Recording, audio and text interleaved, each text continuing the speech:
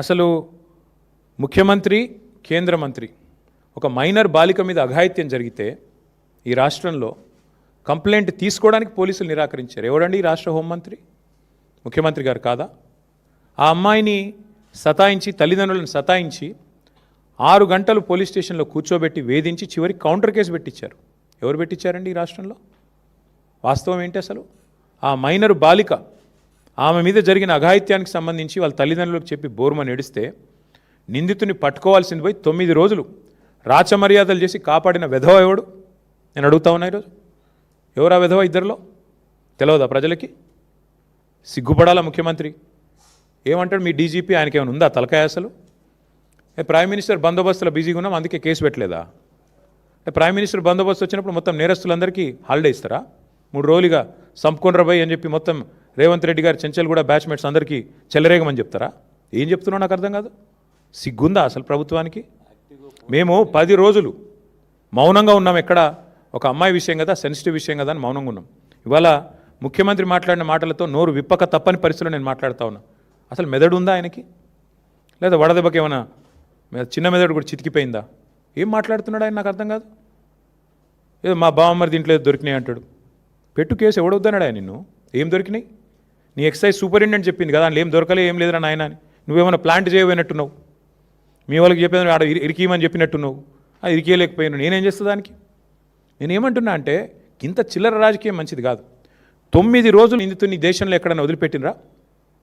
ఎందుకు నీకు అంత అండర్స్టాండింగ్ ఏంది మీ ఇద్దరికి? నీకు ఎందుకు భయం? ఒక నిందితుడిగా చూడాలా? వారు ఎవరైతే ఏందా ఎందుకు కాపాడినామని అడుగుతున్నా ముఖ్యమంత్రిని. చివరికి ఏం జరిగిందండి వాస్తవం? కేసు రిజిస్టర్ చేయడానికి భయం, మీడియాలో రాయడానికి భయం. ఎవడు చేస్తున్నాడు ఈ మేనేజ్మెంట్ అంతా? నువ్వు నీ ఫ్రెండ్ కాదా? నీ ఫ్రెండ్ ఆర్ఎస్ బ్రదర్స్ కాదా ఇద్దరు మీరు? ఇది వాస్తవం కాదా? మీడియాకు ఫోన్లు చేసి బతిమలాడింది వాస్తవం కాదా? రాయకండి దండం పెడతా అని మీడియా రాయని మాట కూడా వాస్తవం కాదా? ఇవన్నీ కాదండి. 9 రోజులు ఒక నిందితుడిని దాచిపెడితే ఇంకొక సామాన్యుడైతే ఊకుంటారా పోలీసులు? వాళ్ళ తల్లిని తండ్రిని తీసుకొచ్చి పోలీస్ స్టేషన్లో కూర్చోబెట్టారు. అంటే ఇక్కడ కేంద్ర మంత్రి కాబట్టి స్పెషల్ ఎక్సెప్షనా? అంటే నువ్వు రేపు చేయి, మర్డర్ చేయి, ఏమైనా చేయి, కేంద్ర మంత్రి కొడుకైతే మేము ముట్టుకోమనా? రేవంత్ రెడ్డి ఉన్నాడు మా దోస్తు కాబట్టి కాపాడుకుంటామనా? చివరికి దిక్కులేక నేను హైకోర్టుకు సల్యూట్ చేస్తున్నా. బెయిల్ కోసం ప్రయత్నం చేసిండ్రు మీరు. అది రాకపోతే సచ్చినట్టు నువ్వు అరెస్ట్ అంటావు, ఆయన లొంగుబాటు అంటాడు. ఇద్దరు డ్రామాలు, తోడు దొంగలు. సిగ్గులేదు ఇంకా మాట్లాడడానికి. ఆ అమ్మాయి కాదు, ఇవాళ రాష్ట్రంలోని అమ్మాయిలందరూ, మహిళలందరూ మీ మొహం మీద ఉమ్ముతున్నారు. సిగ్గులేదు ఈ ప్రభుత్వానికి అని.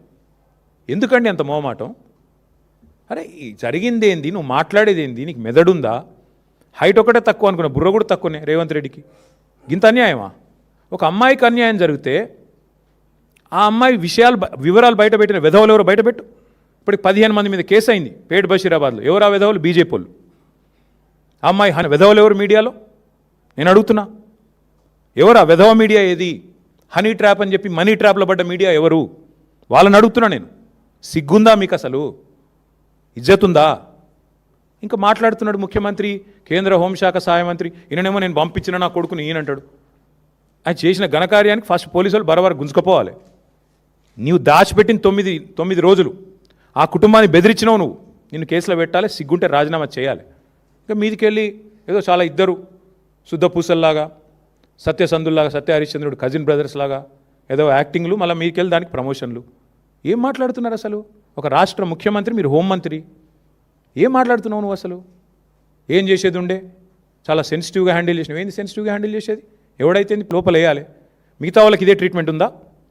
25 ఏళ్ళ జైలు శిక్ష పడుతుంది మిగతా పాక్సో క్రిమినల్స్ అందరికీ. 31 ఏళ్ళ జైలు శిక్ష పడ్డది ఒక ఆయనకి. మరి ఇవాళ ఇక్కడ ఒక్క దగ్గరనే స్పెషల్ ట్రీట్మెంట్ ఎందుకు భయపడుతున్నావు? మోడీ చెప్పిండా చెవులేమన్నా? ఎందుకు భయపడుతున్నావు? ఇంకా సిగ్గు లేకుండా నిన్న పనికిమాలిన మాటలు, పనికిమాలిన ఉపన్యాసాలు. నేను ఒకటే అడుగుతా ఉన్నా రేవంత్ రెడ్డిని, 9 రోజులు ఆ నిందితును కాపాడిన వెధవ ఎవడు? నువ్వా కేంద్ర మంత్రి? చెప్పు. 9 రోజులు ఎక్కడ దాచిపెట్టారు? మీ పోలీసులు అంత పనికి మాలినోళ్ళు అయిపోయినరా? రేవంత్ రెడ్డి రాగానే దొరుకుతలేరా మీకు? కరీంనగర్లో తుపాకులు పట్టుకొని పొద్దున పూట కాలిస్తే వాళ్ళని పట్టుకోవడానికి 15 రోజులు పడుతుంది నీకు. ఎంత దారుణం అండి. రాష్ట్రంలో శాంతి భద్రతలు ఈ స్థాయిలో ఉన్నాయి. నేను ఇంకొక మాట అడుగుతున్నా, బాధగా అడుగుతున్నా బ్రదర్. మొన్నటి ఎపిసోడ్ చూసిన తర్వాత ఈ రాష్ట్రంలో ఎవరన్నా షికాయత్ చేయడానికి ముందుకు వస్తారా బాలికలు? అంటే ఎవడైనా అవతలోడు పలుకుబడినోడైతే వాడిని పట్టుకోలేము, ప్రభుత్వాలు కలిసిపోతాయి. వల్ల నేను మా నాయకుడు ఆర్ఎస్ ప్రవీణ్ కుమార్ గారికి నేను హృదయపూర్వకంగా అభినందనలు చెప్తా ఉన్నాను. మా పార్టీ జనరల్ సెక్రటరీ, మాజీ ఐపీఎస్, అద్భుతంగా పోరాటం చేసిండు ఆయన. సెక్షన్లతో సహా ఏది ఎప్పుడు ఏంటి ఎట్లా పెట్టాలి మీడియాను ఎప్పటికప్పుడు అప్రమత్తం చేస్తూ ప్రజలకు చెబుతూ మా పార్టీ తరపున ఆ బాలికకు న్యాయం జరగాలని పోరాడింది మా ఆర్ఎస్ ప్రవీణ్ కుమార్ గారు. నేను ఆయనను కూడా పట్టుకొని మాట్లాడతాడు. ఆర్ఎస్ ప్రవీణ్ జడ్జా? ఆర్ఎస్ ప్రవీణ్ జడ్జి కాదు, కానీ భవిష్యత్తులో తప్పకుండా నీకు పాఠాలు చెప్పే రోజు వస్తుంది. అది కూడా చెప్తున్నాను నేను. వస్తుంది, ఆ రోజు కూడా వస్తుంది, ఎక్కువ రోజులు ఏం లేదు. ఎందుకంటే నాకు ఆశ్చర్యంగా ఉంది ఇవాళ రాష్ట్రంలో పరిస్థితి చూస్తుంటే. రేవంత్ రెడ్డి గారంటే కూర్చొని పోలీసు ఉన్నతాధికారులతో సమావేశం పెట్టి దొంగలను ఎట్లా పట్టుకోవాలో చెప్తున్నాడట. నిన్ను పట్టుకున్నది వాళ్ళే నాయనా, మర్చిపోకు. దొంగలను ఎట్లా పట్టుకోవాలో పోలీసులకు బాగా తెలుసు. నీలాంటి దొంగల దగ్గర నేర్చుకోవాల్సిన అవసరం లేదు. నిన్ను పట్టుకున్నది వల వేసి ఉచ్చుబన్ని అందరూ అక్కడ కూర్చున్న వాళ్ళు నవ్వుకుంటా ఉండింటారు కామెడీగా. వీడు చెప్తున్నాడు ఏంద్రా మాకు అని. దొరికినోడు వీడు కూడా చెప్పేటోడు అయిపోయిందా అని. కాబట్టి ఈ ఎటకారాలు డ్రామాలు ఆపేసి ధాన్యం కొనుగోలు మీద దృష్టి పెట్టు. ఆ నిందితుడికి మేము గనక నోరు విప్పకపోతే ఆ బాలిక తరపున ఇవాళ అమ్మాయికి న్యాయం జరిగేది కాదు. ఇది వాస్తవం. హైకోర్టుకు నేను హృదయపూర్వకంగా ఆ అమ్మాయి తరపున లక్షలాది మంది బాలికల తరపున ఈ రాష్ట్రంలో నేను సల్యూట్ చేస్తా ఉన్నాను. ఎందుకంటే మీరు సరైన నిర్ణయం తీసుకోవడం వల్ల విధి లేక ఇద్దరు తోడు దొంగలకి ఆ పిల్లగాన్ని తీసుకొచ్చి అప్పజెప్పాల్సి వచ్చింది వ్యవస్థకి, న్యాయ వ్యవస్థకి. లేకపోతే వీళ్ళు న్యాయం జరిగేది కాదు. మీడియా మౌనం, కేంద్ర మంత్రులు మౌనం, కేంద్ర ప్రభుత్వం మౌనం, రాష్ట్ర ప్రభుత్వం మౌనం, ఇన్ని వ్యవస్థలు ఒకటైతే కూడా చివరికి న్యాయ వ్యవస్థ వల్ల ఇలా అమ్మాయికి న్యాయం జరిగింది ఫైనల్గా. ఇంతకంటే ఎక్కువ నేను ఆ విషయంలో మేమేం రాజకీయం చేయలేదు, చేయబోము. కానీ ఎవరికి అన్యాయం జరిగినా మేము పోరాటం చేశాము 2.5 ఏళ్లలో. అది లగచర్లలో కావచ్చు, వెలుగుమట్లలో కావచ్చు, లేదా మా మహబూబ్ నగర్లో జరిగిన కూల్చివేతలు కావచ్చు, హైడ్రా విక్టిమ్స్ కావచ్చు, మూసీ బాధితులు కావచ్చు. మేమే కొట్లాడింది ఈ రాష్ట్రంలో. మళ్ళీ ఇప్పుడు రైతులకు అన్యాయం జరుగుతుంటే కూడా పోరాటం చేసేది మేమే, వారికి అండగా నిలబడేది మేమే. ఆ విధవలు ఎవరైతే బయట పెట్టారో, అవుతున్నారో వాళ్ళను బయట పెట్టండి, వాళ్ళ మీద కేసులు పెట్టండి, లోపల నూకండి. అందులో బీఆర్ఎస్ఎల్ ఎవరన్నా ఉంటే ముఖ్యమంత్రి నేను సవాల్ చేస్తున్నా, బయటపెట్టు. నువ్వే కదా న్యాయ హోంమంత్రివి, చెప్పు బయటపెట్టు.